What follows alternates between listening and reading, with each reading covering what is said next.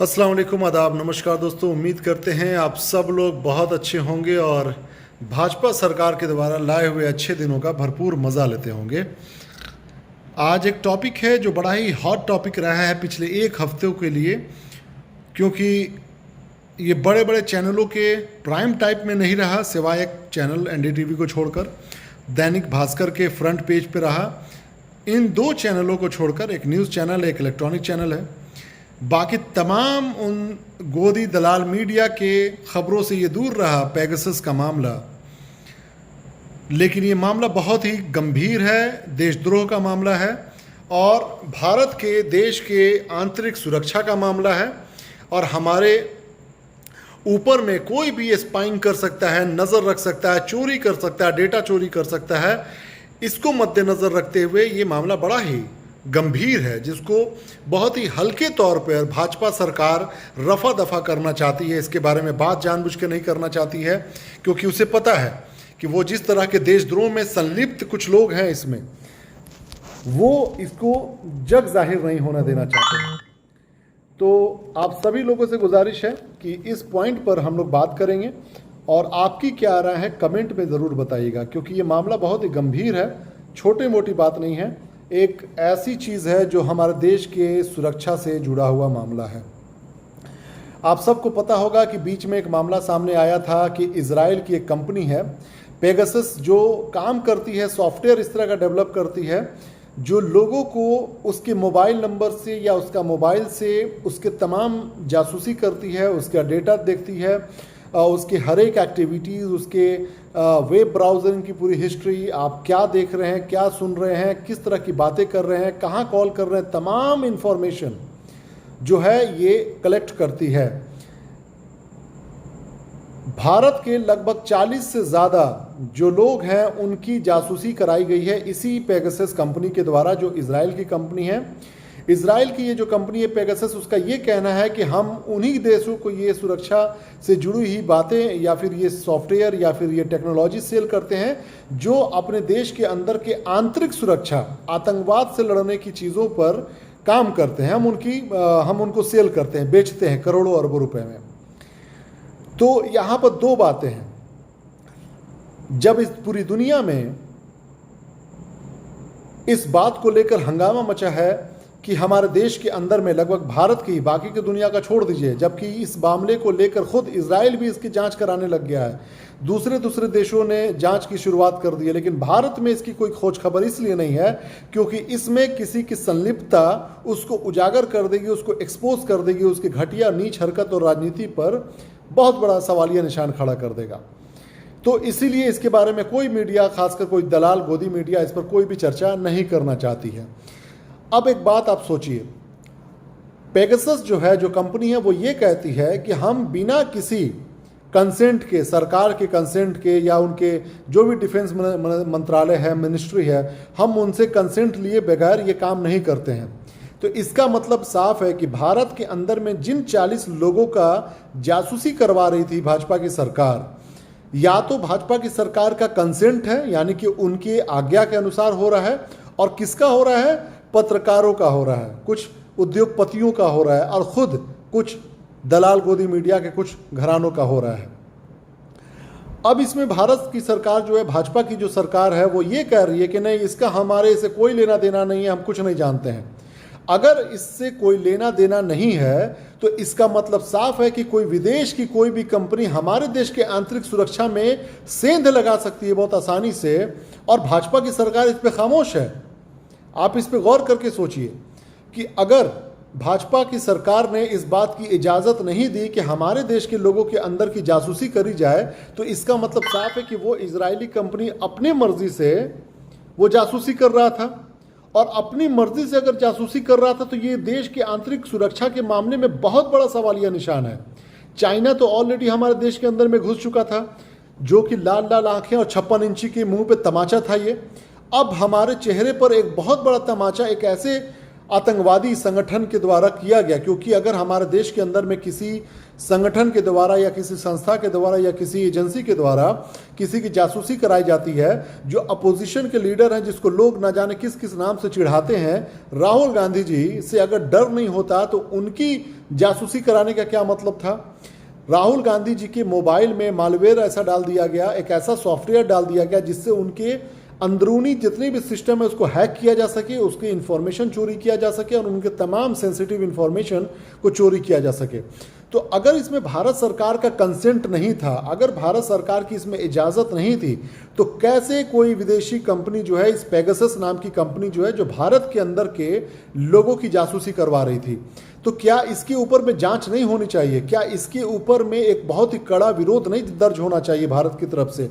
क्या राजनाथ जी को कड़ी निंदा नहीं करनी चाहिए? क्या नरेंद्र मोदी को लाल लाल आंखें नहीं दिखानी चाहिए? क्या नीतीश कह रहा हूं मैं, जो होम मिनिस्ट्री के अमित शाह हैं, क्या अमित शाह को इस पर सवाल जवाब नहीं करना चाहिए? क्या अमित शाह को जवाब नहीं देना चाहिए इस देश के अंदर के पत्रकारों को और देश की जनता को? इस सवाल का जवाब अगर आप तमाम लोग अगर नहीं मांगते हैं तो याद रखिएगा, ऐसी ही घटनाएं होती चली जाएंगी और हम बेवकूफ़ बनते रहेंगे। कोई भी देश के आंतरिक मामले में अगर कोई भी विदेशी कंपनी आकर खुद से सेंधमारी करती है तो इसका मतलब साफ है कि हमारे हाथ जो है, हमारे जो सरकार का बागडोर है, बहुत ही कमज़ोर हाथ में है। एक तरफ फिर से चाइना जो है कहीं घुसपैठ कर रखा है, दूसरी तरफ जो पेगासस कंपनी है जो इजराइल के अंदर की है, उसने सेंधमारी कर दी है हमारे देश के अंदर में। या तो भाजपा सरकार इस बात पर राजी हो जाए, मान जाए कि हाँ हमने कराया है, तो जवाब देना पड़ेगा कि भाई आपने किस बैकग्राउंड पे कराया। आप अगर मान लीजिए कि किसी का जासूसी करवाते हैं, राहुल गांधी की करवाते हैं, रफ़ीक अहमद की करवाते हैं, XYZ की करवाते हैं, तो उसके पीछे कोई इंटेलिजेंस ब्यूरो तो होगा, कोई इंटेलिजेंस इनपुट तो होगा कि भैया इनकी जांच होनी चाहिए, हो सकता है इनके तार कुछ हैं जो हमारे देश की आंतरिक सुरक्षा पर असर डालती हैं, उससे जुड़ी हुई हो, तब एक बात समझ में आती। लेकिन यहाँ पे साफ जो है भाजपा की जो सरकार है वो सीधे सीधे कह रही है कि नहीं, हमसे कोई मतलब नहीं है, हमें इससे कोई लेना देना नहीं है। तो जब तुम्हारा इससे कोई लेना देना नहीं है, जब भाजपा की सरकार का इससे कोई लेना देना नहीं है, तो क्यों नहीं इसकी जांच कराई जा रही है? और क्यों नहीं ये सवाल किया जा रहा है इस पेगासस कंपनी से कि तुम्हें इजाज़त किसने दिया? और एक इजाज़त किसी ने नहीं दिया तो इसका UN में मामला उठना चाहिए, यूनाइटेड नेशन सिक्योरिटी काउंसिल में इसका मामला उठना चाहिए, ताकि इस तरह की कंपनी के ऊपर में लगाम लग सके। अब आप सोचो कि अगर इस तरह की जासूसी होती है, क्या ये एथिक्स के खिलाफ नहीं है? क्या ये हमारे देश के संविधान की मोरालिटी के खिलाफ नहीं है? क्या इस देश की इतनी बड़ी सरकार, दुनिया की दूसरी सबसे बड़ी जनसंख्या वाला देश, दुनिया का सबसे बड़ा डेमोक्रेटिक कंट्री, क्या हमारे अंदर में इतनी कमजोरी है कि हम दूसरे के सहारे किसी अपने देश के अंदर की जासूसी करवाएं? इस बारे में सवाल होना चाहिए। और इस बारे में अगर सवाल का जवाब आप लोगों को नहीं मिलता है तो यकीन मानिए इस देश के साथ गद्दारी किया जा रहा है, देश की चीज़ों को तो बेचा ही जा रहा है, देश को बेरोजगार बनाया ही जा रहा है, सरकारी चीज़ों को बेचा ही जा रहा है, लोगों को मरने को छोड़ ही दिया जा रहा है। और इस तरह के दलाली करके, इस तरह के जासूसी में मदद करके, ये गद्दारी और देशद्रोह से बड़ा कुछ भी नहीं है। अगर आपकी नज़र में ये देशद्रोह नहीं है तो मुझे लगता है कि आपको फिर से स्टडी करने की आवश्यकता है कि देशद्रोह किसको कहते हैं। ये है असली देशद्रोह, कि आप अपने ही देश के लोगों की जासूसी करवाते हैं और उसके बारे में किसी तरह से लोगों का सवाल जवाब नहीं आप देते हैं, किसी को जवाब नहीं देते हैं कि क्यों आपने जासूसी करवाया। और अगर आप जासूसी करवाए हैं तो उसके पीछे में कोई ना कोई इंटेलिजेंस का भी इनपुट होगा, इंफॉर्मेशन होगा कि भैया इनकी जांच कराई जाए, इनके पीछे में इंटेलिजेंस को लगाया जाए, या फिर कोई विदेशी कंपनी से इसका जांच परखा किया जाए। आखिर ये चीज़ होनी चाहिए ना।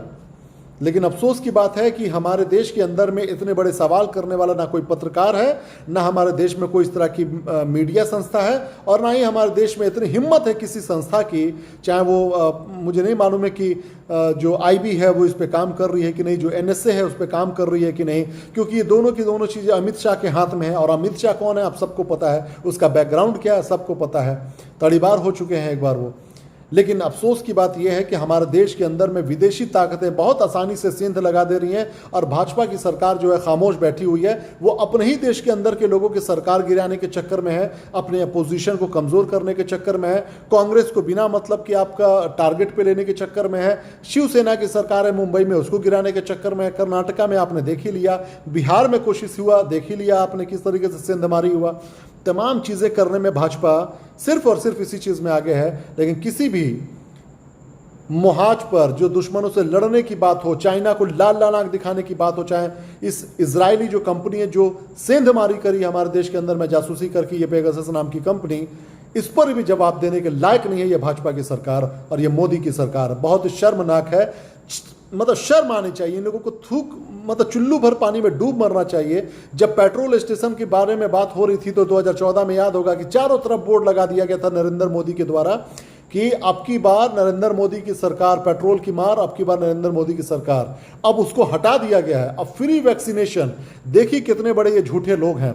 सुप्रीम कोर्ट के मुदाखलत के बाद, सुप्रीम कोर्ट की इंटरफेरेंस के बाद, सुप्रीम कोर्ट के टोकने के बाद, रोकने के बाद सरकार को मजबूरी में फ्री वैक्सीन देने की बात सामने आई है। लेकिन किस तरीके से ये मोदी सरकार अपना बैनर लगवा रही है चारों तरफ से पेट्रोल स्टेशन पर कि फ्री वैक्सीन ये दिलवा रहे हैं, फ्री वैक्सीन। सोच लीजिए कितने शर्म की ये बात है। मतलब कि सरकार कुछ नहीं कर रही है। मरने वालों को 4 लाख रुपया का मुआवजा नहीं देने के लिए सुप्रीम कोर्ट चली गई थी भाजपा, लेकिन जब पैसा देने वक्त का सुप्रीम कोर्ट की जब लाठी पड़ रही है और जब सुप्रीम कोर्ट की बात को मानना पड़ रहा है तो वहां पर प्रचार अपना करवा रहे हैं कि हाँ भैया हम दे रहे हैं, हम फ्री वैक्सीन दे रहे हैं, हम फलाना कर रहे हैं, हम ढमकाना कर रहे हैं। सोच लीजिए कितने बड़े झूठे लोग ये बैठे हुए हैं सत्ता में। अब किस किस चीज़ों पे बात किया जाए, किस किस मुद्दों पे बात किया जाए। जात पात की राजनीति होती है और मुझे लगता है कि इस देश में वो सबसे घटिया, सबसे नीच नेता है जो जात पात की राजनीति करता है, जो धर्म मजहब की राजनीति करता है, क्योंकि उसके पास इस तरह के मुद्दे नहीं है जिसको लेकर वो लोगों को इकट्ठा कर सके। कि आपके पास रोजगार नहीं है, आपके पास कारखाने नहीं है, आपके राज्य में किसी तरह की तरक्की नहीं हो पा रही है, लोग मर रहे हैं, उसके पास ये मुद्दे मजबूती के साथ नहीं है। इसीलिए अपना सबसे लास्ट रिसोर्ट, जो सबसे लास्ट हथियार है, वो इस्तेमाल ये करते हैं कि अपने पीछे 100-50 लोगों की भीड़ ला सकें जात और धर्म के नाम पर कि तुम मेरे जात के हो, तुम मेरे धर्म के हो, इसी नाम पर आ जाओ। कम से कम मेरी इतनी औकात नहीं है कि हम किसी मुद्दों की राजनीति कर सकें और लोगों के दिल में ये ललक जगा सकें कि सड़कें अच्छी होनी चाहिए, हॉस्पिटल ठीक होने चाहिए, कारखाने खुलने चाहिए, राज्यों की तरक्की होनी चाहिए, पलायन रुकना चाहिए, विदेश जाना रुकना चाहिए और विदेश से लोगों का फंडिंग यहाँ पर ज़्यादा से ज़्यादा होना चाहिए ताकि कारखाने खुलें, बिजनेसेस बढ़े। इतनी बड़ी आबादी, इतना बड़ा मैन पावर, इतने बड़े हमारे पास resources, still we are doing nothing. Still BJP Sarkar is totally in vain. They are doing nothing but this spying on people. They are spying on people, that's it. मतलब कि सिर्फ और सिर्फ जासूसी करना। ये हमने देखा वो सोहराबुद्दीन मामले से देखा, औरतों की जासूसी करवाने से मामले से लेकर न जाने क्या क्या मामला सामने आया। बड़े शर्म की बात है। मैं बता रहा हूँ कि भाजपा की जो सरकार है बहुत ही अपने निम्नतर स्तर पे आ चुकी है सरकार को बनाए रखने के लिए या तोड़ जोड़ करने के लिए। लेकिन अफसोस की बात यह है कि आज भी लोगों के आंख नहीं खुल रहे हैं और जिनके आंख नहीं खुल रहे हैं वो बहुत ही बुरा उनको भुगतना पड़ेगा। बड़े शर्म की बात है। चलिए अपना ख्याल रखिए आप तमाम लोग, बहुत बहुत धन्यवाद। और ये सवाल करते रहिए, भाजपा की सरकार से सवाल करते रहिए, क्योंकि अगर आप सवाल नहीं करेंगे तो ये लोग आपको बेवकूफ़ बनाते रहेंगे और आपको हमेशा गधे की तरह लालच देकर दौड़ाते रहेंगे, बोझ भर कर आपके ऊपर में। मोहम्मद शाहिद भाई कहते हैं कई केंद्रीय मंत्रियों का इस्तीफा लिया गया कुछ दिनों पहले, शायद उनका भी कोई गोपनीय जानकारी पीएम के खिलाफ पेगासस से लीक हुआ होगा। बिल्कुल ऐसे ही ब्लैकमेल किया जाता है, ऐसे ही पैसा के नाम पे हम लोग लगता है ना कि बहुत सारे नेता ऐसे हैं जो मतलब कि ये पार्टी छोड़कर उस पार्टी में चले गए। ये कहीं ना कहीं ब्लैकमेलिंग वाला धंधा चलता है, उनको ब्लैकमेल किया जाता है, उनके कुछ ऐसे मामलात को, वीडियोस को, फोटोज़ को निकाला जाता है और उनको ब्लैकमेल किया जाता है। ये तमाम चीज़ों को हमें समझने की आवश्यकता है। ठीक है। अभी इस इतने बड़े कांड को लेकर अभी किसी मीडिया में नहीं, आपने देखा कि दैनिक भास्कर जिसने थोड़ी हिम्मत दिखाई, सच्चाई लोगों को बताने की कोशिश करी, ये खुद भी पहले अंधभक्त हुआ करता था, ये गोदी मीडिया हुआ करते थे, लेकिन अचानक से इसका मूड फिरा। शायद कोई दिल में उसके जो है ईमानदारी जाग गई होगी, शायद उसके अंदर में कुछ अच्छाई जाग गई होगी, या हो सकता है कि उनके घर के बच्चों ने थूका होगा उनके मुंह में कि पिताजी आप इतने बड़े दलाल कैसे हो सकते हैं कि सच आप नहीं दिखा रहे हैं। उसके बाद से देखिए कैसे उस न्यूज़ चैनल पर छापा पड़ रहा है, रेड पड़ रहा है, सीबीआई का, ईडी का, न जाने किसका किसका। तो ये वो लोग हैं जो सत्ता में रहना चाहते हैं, दलाली करना चाहते हैं, आपके फ़ायदे के बारे में कुछ नहीं बात करना चाहते हैं। ये सिर्फ और सिर्फ आपके अपने बनकर आपको लूटना चाहते हैं। That's it. चलिए आप लोग अपना ख्याल रखिए, बहुत बहुत धन्यवाद, और देखते रहिए। इसके अलावा तो कुछ कर नहीं सकते हम लोग, क्योंकि हम सिर्फ बोल पाते हैं, लोगों को जागरूक कर पाते हैं, सड़कों पे उतर के लोगों से मिलते हैं, बताते हैं। लेकिन अफसोस की बात है कि आज भी लोगों की आंखों पर पट्टी बंधा हुआ है। देखते हैं ये पट्टी कब उतरता है। बहुत बहुत धन्यवाद। जय हिंद, सत्यमेव जयते।